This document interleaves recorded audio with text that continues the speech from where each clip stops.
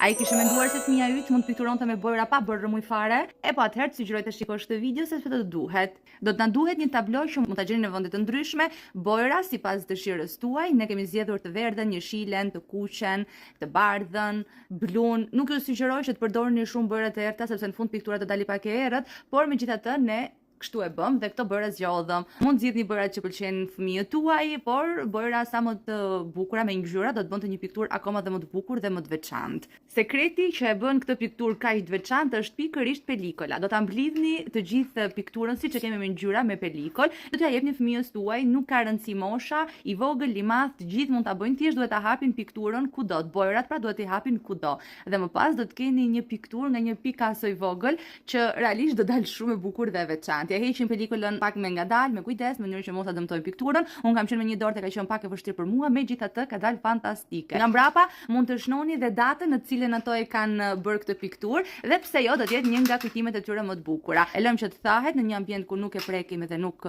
prishet dhe shikojeni rezultatin, mund ta vendosni në dhomën e fëmijëve tuaj ose ku të doni ju. Në këtë mënyrë dhe argëtohen, por dhe ka një kujtim të bukur. Mos harroni të bëni follow për më shumë video të tjera si kjo dhe jo vetëm. Më thoni në komente si ju duk dhe a do ta provonit me fëmijën tuaj apo jo. Ju përshëndes.